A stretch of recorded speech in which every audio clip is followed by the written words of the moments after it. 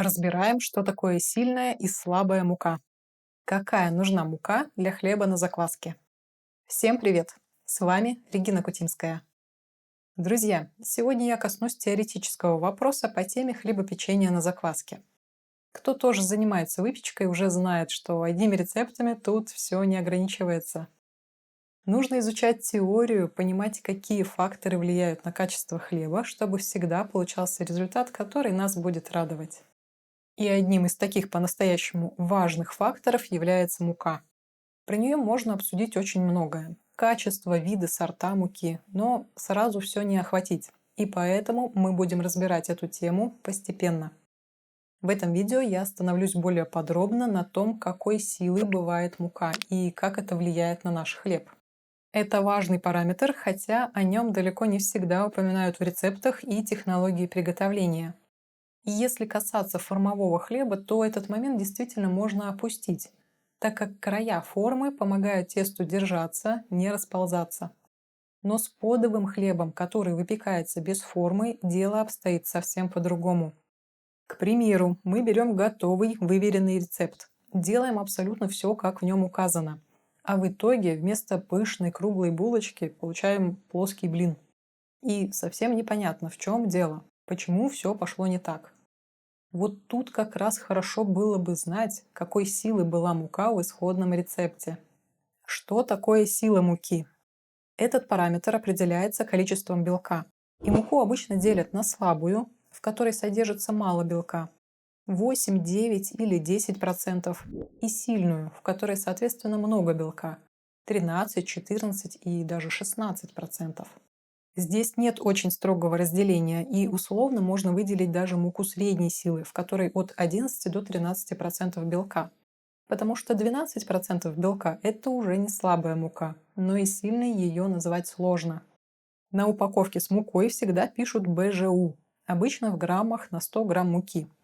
Это и есть те проценты, о которых я сказала выше. Например, 8 грамм белка на 100 грамм муки – это 8%. Поэтому показатель белка очень просто найти. И сориентироваться по нему, можете ли вы, к примеру, приготовить из этой муки подовый хлеб.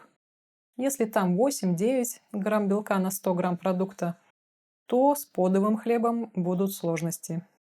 Виды муки по показателю белка не являются плохими или хорошими, они просто отличаются. Степень силы придает разные свойства тесту, из которого будет лучше получаться та или иная выпечка. Например, для кондитерских изделий подойдет слабая мука. Для формового хлеба можно брать слабую или среднюю муку. Но для подового хлеба лучше использовать именно сильную муку.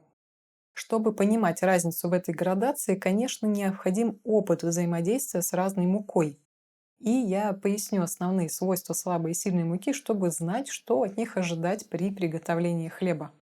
Но перед этим еще один термин, которым я воспользуюсь. Клейковина. Во-первых, это основная белковая часть зерен злаковых растений, таких как пшеница, рожь, ячмень и прочее. Во-вторых, клейковина – это тягучая, вязкая, упругая масса, которая остается после промывания теста водой.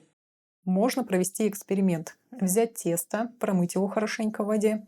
Часть веществ выйдет, например, крахмал, некоторые белки, а останется только клейковина. Такой тугой комочек. Именно она придает тесту эластичность и дает возможность образовывать поры, растягивать их, удерживать внутри пор газ, благодаря натяжению их стенок. Этот газ выделяют наши дрожжи и ряд молочно-кислых бактерий, которые содержатся в закваске и развиваются в опаре и тесте и проявляют в них свою активность. То есть клейковина должна быть и упругой, и хорошо растяжимой одновременно. Когда вы замешиваете тесто, то оно должно не только тянуться, но и давать определенное сопротивление вашим действиям. Это свойственно тому тесту, в котором больше пшеничной муки.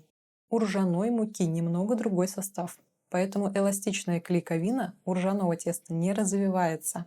И это абсолютно нормально. Чем больше белка в пшеничной муке, тем клейковина более устойчива. Тесто формируется очень упругим, хорошо поднимается, и в нем образуются большие красивые пузыри воздуха. Но это не значит, что из слабой муки хлеб не получится. Повторюсь, из нее лучше печь формовой хлеб. Подовый можно приготовить, но он будет плоским. Поэтому в примере, который я упоминала в начале видео, где по рецепту получается круглая пышная булочка, а у вас при соблюдении всех других условий вышел скорее блин, то по рецепту использовалась сильная мука, а у вас была слабая. И ей просто не хватило сил поднять и удержать поры в тесте, поэтому оно расползлось и, возможно, даже растеклось. Высокобелковая мука требует больше воды для замеса теста. В нем медленнее развивается клейковина, в связи с чем тесто из сильной муки можно и нужно вымешивать дольше и интенсивнее. Процесс ферментации и брожения тоже длится больше, поэтому тесто на сильной муке может очень долго стоять на расстойке, даже до 2 суток при определенной температуре. И выглядеть оно будет хорошо, не упадет и не осядет. А при слабой муке клейковина очень быстро разрушится, и тесто так долго простоять не сможет. Тесто из слабой муки нужно вымешивать меньше по времени, иначе оно быстро окислится, а клейковина разрушится. Очень влажное слабое тесто вообще не требует интенсивных замесов. Его можно просто складывать каждые 20-30 минут в течение всей расстойки. Но о самом тесте мы поговорим более подробно в отдельном видео. Ссылка будет доступна в описании после публикации. Кроме того, если мука содержит уж очень много белка, выше 14%, то тесто из нее будет получаться сильно тугим. Клейковина не будет достаточно растяжимой, она будет более крепкой. Поэтому хлеб из сверхсильной муки получится плотным, с маленькими многочисленными порами. Такую муку обычно не используют для хлеба, но применяют для сдобы. Итак, подведем итог сегодняшней темы. Как выбрать муку для хлеба? Один из параметров, на который мы смотрим, это мучная сила. Читаем этикетку производителя и выбираем ту муку, в которой показатель белка равен от 12 до 14 грамм на 100 грамм продукта. Такая мука лучше всего подойдет для выпечки хлеба, особенно подового, без формы. И когда мы используем готовый рецепт, особенно в котором присутствует больше пшеничной муки, всегда лучше уточнять, сколько белка содержалось в муке. Тогда результат получится таким же, как у пекаря, который поделился рецептом. Друзья, сегодня мы разобрали вопрос, какая нужна мука для хлеба по содержанию белка.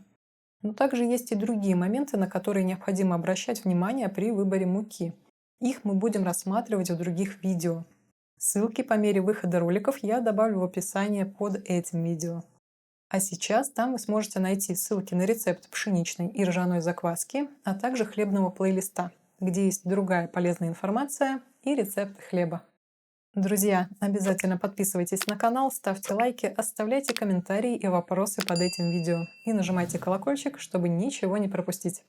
У нас еще много полезной информации для вас. До встречи и доброго вам здравия!